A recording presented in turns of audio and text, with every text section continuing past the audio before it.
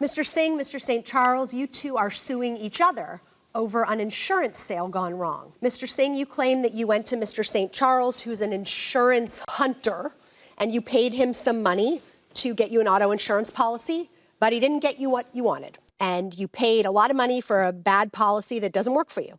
So you would like your money back, and you are suing him for $1,500. Mr. St. Charles, you claim that you worked hard for Mr. Singh to find him an insurance policy. You did so, found him an excellent policy, and in fact, when he wanted more options for coverage, you even went out of pocket.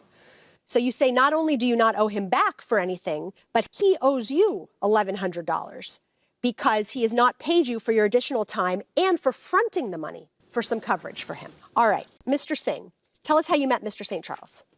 Well, first of all, I didn't really go to him. I met him when I was out going to some bars, and he happened to be talking to my friend, and we ended up sitting next to each other.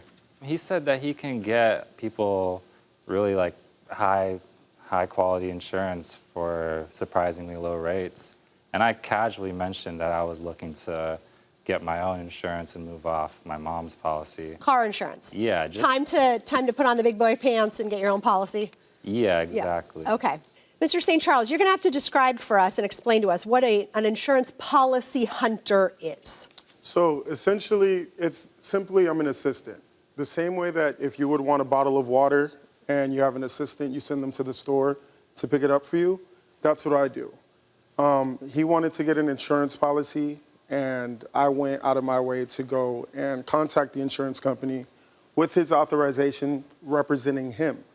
I'm not an agent. I am not a broker. I represent the client to the insurance company. But how is representing a client not being an agent? Isn't that exactly what an agency is? It's a power of attorney. So originally he was on his parents' policies. They had a great coverages when it came to the bodily and injury. It was around $300,000. Did you tell him that? Yeah. You told him it was good coverage? Yeah, they had fantastic. They had the Cadillac of coverage. Exactly. Okay, so they had everything. And then the thing is, I told him that I'm going to help him get a policy that's tailored to him within his needs. But since it was his first steps, just like a little baby, you got to hold their hand and help them walk through and figure out exactly how to navigate it. Okay. And so once I seen that his parents already had the level of coverage that they had, and he still lives within the same household, I know he's still backed up by their insurance policy. So he can go with Florida state minimum. Okay. And then add on the full coverage on the vehicle itself, so that way if he does get in an accident, the car's completely covered. How did you know that he was still covered under his parents' policy? Did you review it? Because he actually let me know that that's the policy that he was covered under. Okay. Did you recommend to him what he should get? I did. All right, you made specific recommendations, general recommendations? General recommendations. General recommendations. Yes. Okay. Do you understand that in order to make general recommendations as to insurance products in Florida, you need a license? No, I do not. I'm reading from the Florida statute. Correct.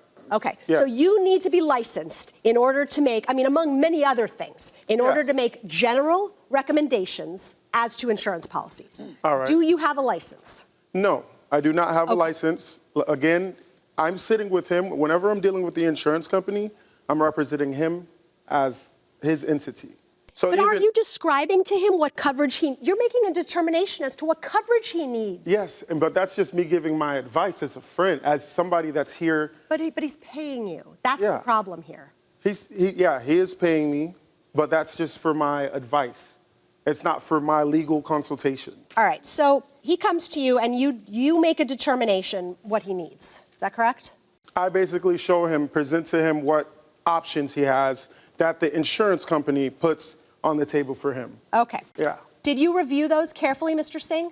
I did not. Yeah, that's my concern on your end, is that you bought a policy for $1,500 for 3 months, which, by the way, is not very cheap auto insurance. No, but Florida, also a BMW 6 Series convertible, it's pretty cheap for a vehicle like that. And what you told us was that you paid $1,500 for 3 months of a policy and then didn't even read the policy until a few days later. Yes, ma'am. We had been on the phone for an hour or so.